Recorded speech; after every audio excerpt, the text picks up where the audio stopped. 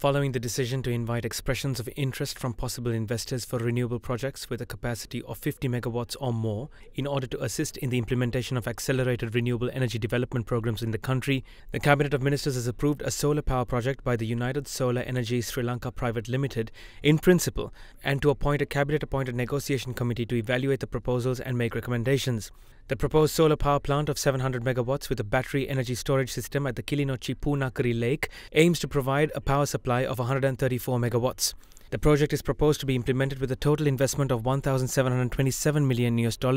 as a 100% foreign direct investment. The company will be granted 1,080 acres of the shallow area of the Poonakari Lake on a 35-year lease agreement to establish the 700 megawatt power plant. Cabinet further gave the nod to a proposal by the President to implement a proposed pilot project to improve the water quality of the Bera Lake using micro-nano bubble technology, carbon fiber biofilm technology and environmentally friendly enzymes for a period of 5 years. The project by Gropo Private Limited, a Singaporean company with Japanese ownership, was given policy approval by Cabinet in July of this year. The project will be subject to the necessary guidance of an expert committee consisting of experts on water quality from all universities in the country, representatives of all relevant testing institutions and other relevant institutions to decide on the further implementation of the project following results achieved. In another development, Cabinet has given policy approval to a drafted bill to introduce required legal provisions with the objective of empowering equality of gender socialization and women. The decision came as disputes arose within Sri Lanka regarding the equality of women and gender socialization. The Ministry of Women, Child Affairs and Social Empowerment is taking measures to minimize the gender imbalance of socialization. Parallel to this, Cabinet also gave policy approval to a draft bill prepared by the legal draftsman to establish an independent commission under the title of the National Women's Commission.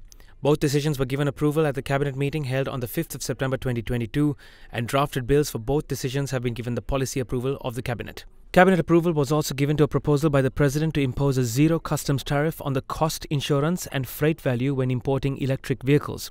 Subsequently, a zero customs tariff will be applicable on electric two-wheelers with a power grade up to 500 kilowatts and modern partially assembled semi-knockdown sets with an engine capacity of up to 3000 cc for assembling plug-in hybrid electric vehicles for the investors that engage them for electric vehicles and plug-in hybrid electric vehicles for a minimum investment of $50 million. The decision was taken with the aim to encourage the manufacturing of electric vehicles locally. Cabinet approved another proposal by the President to grant permission to import new rechargeable electric vehicles subject to an exemption of a custom tariff to an amount not exceeding the value of $30,000, including insurance and shipping charges for projects. The decision has been taken in order to attract investments under the programs retaining and extending investors for reinvestment of existing Board of Investment approved companies and the 100 Service Companies program that are the Board of Investment's information technology companies.